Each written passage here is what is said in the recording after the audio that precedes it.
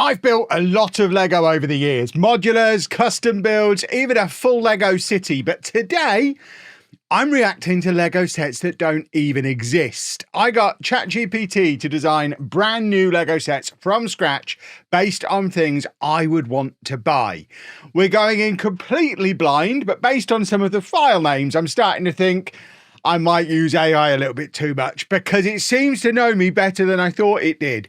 My little digital assistant thinks Lego should start making Wetherspoons, Butlins, and even a full Skegness Pier LEGO Icons set, which, to be fair, all of them do sound fantastic if they were done right and would fit in perfectly in the Lego city. But they also do have the potential to look absolutely rubbish. So let's find out, and we'll have a look at some Lego but designed by AI. And this is the first one that it spat back at me. If you want to know the prompt that I put in, I literally just asked for it to come up with Lego sets that I might want to buy.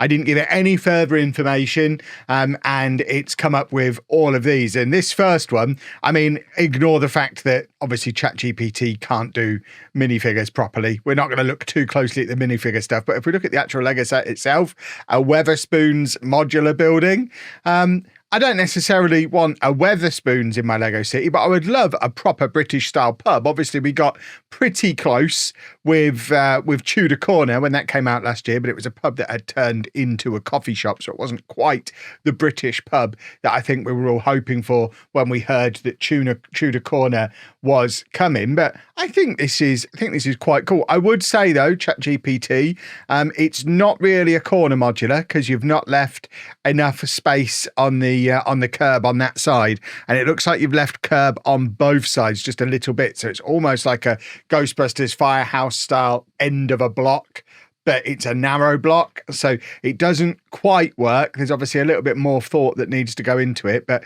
as a starting point, you can imagine a bit of proper pub signage on there, maybe a year above the door. I think that roof style has been lifted straight off of one of the other modulars. I can't put my finger on which one, but I'm very confident there is a modular that has a roof like that goes halfway along. So I think that's probably been lifted off of there. But the rest of it, I mean, it looks like a Lego modular. I think it looks quite cool.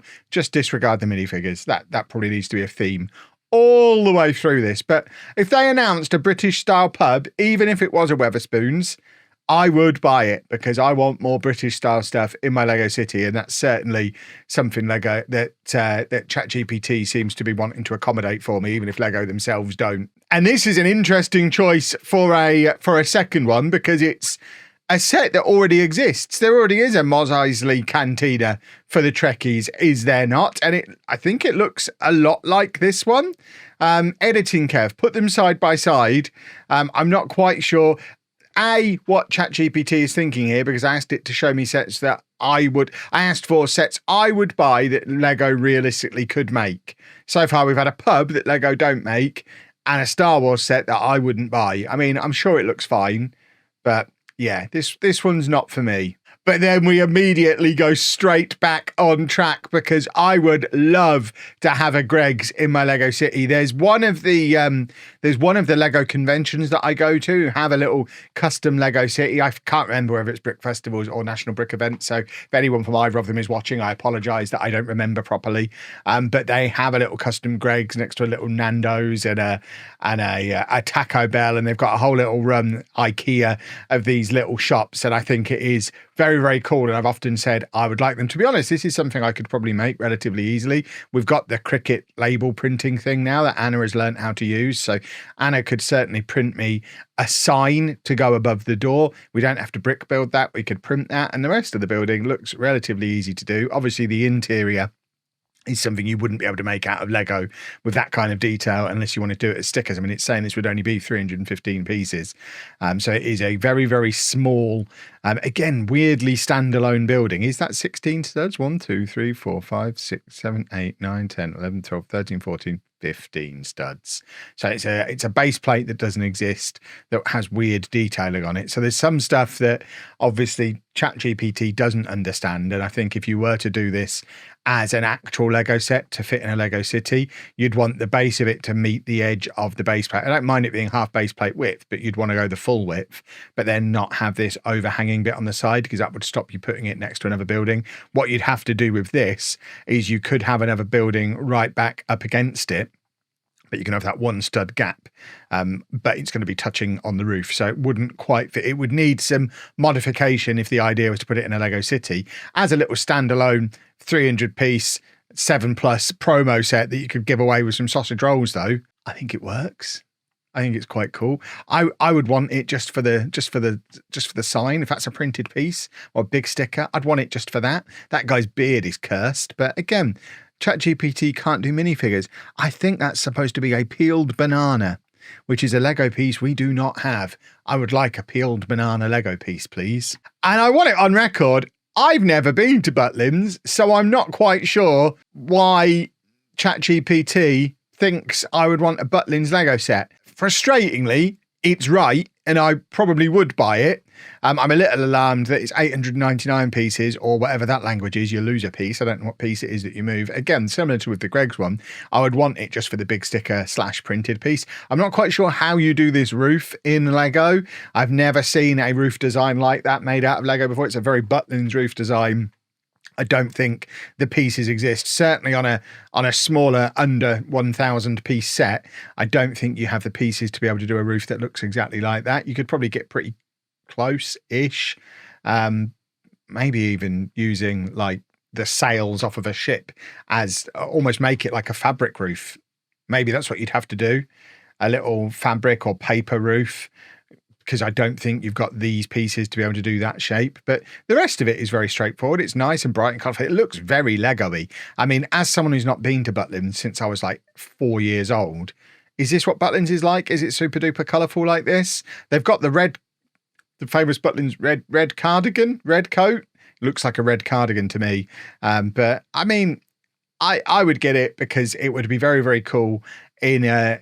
I've always said I want a typical British seaside section of the Lego city, and clearly the AI overlords have been listening, because it's provided me a lot of stuff that would fit in a British seaside section of the Lego city. Again, it's done this annoying thing though, where it doesn't quite fill to the edge of the base plate, but also doesn't give you enough room for it to be a corner. I mean, it wouldn't be a modular either, because it's a Butlins booking office, I guess. I don't know how Butlins works. And continuing on the seaside theme, we have Skegness Pier, or as it's shown, I love AI, Skegness Pier, which has a prize almost shop and some amusements. I do think it's cool as a concept. I would like to point a couple of things out to the AI overlords, hoping I don't upset them, because when they inevitably take over, I want them to favour me. However, piers aren't just standalone things that live in the middle of the sea. There's no land at any end of this. And also, piers aren't that way on. You'd have the entrance bit at this end, and then you'd walk down the pier. You don't have... Yeah, it's... As an idea, having a Skegness Pier, imagine, but having a Skegness Pier Lego icon set would be a high point of my life. It will obviously never happen. And if it did, it couldn't look like this because it's wrong. But it's so committed to the idea that it's given me another version, which you can see some of the weird glitchy AI stuff is getting worse and glitchier. We've got 3 out of 25 pieces on this one. So this is Skegness Pier by night. It does actually say Skegness Pier now, but now we've got this weird arrangement where you've kind of got an above ground and below ground situation, although we are actually on a beach now. So it is kind of set up right. It looks like the pier continues off back this way as it's supposed to. And it does have something that I've wanted for many years, a proper British chippy. Again, the interiors don't look like anything you could make out of Lego. Clearly, there's only so far that ChatGPT can go without getting very confused. And I'm also not sure how you would do that sign. I don't think you could do a brick-built sign of that shape. So I guess it would have to be stickers or printed pieces, which again... you're not going to be able to get into that kind of arrangement. So I think you'd have to make some changes before it became an actual Lego set. But this is Skegness. It's a pier. It's got a chip shop. It's got a seagull. I'm all in. I'll get. Where should I send my £400, Lego? I mean, continuing on our weird British stuff theme, I've never seen a minifigure with that weird top before. Every Ihing, £1 at Poundland. This one is rubbish. Some of the previous ones, I've given an argument for why they're not rubbish. This is rubbish. I don't want this one. Thank you. It's just 127 pieces. It's just not very good. That's rubbish. The file name on this one intrigued me. I can't believe I've managed to leave it this long, because the file name was the Aldi and Lidl Battle Pack. And it's literally, I mean, the fact that it's done this, I'm not completely up to speed with how AI works. The fact it's given me this means someone else has thought of this and it's regurgitating it, right? That's how this works. It's all ripped off from somewhere else, I think. Again, apologies to the overlords. I love you. Please favour me.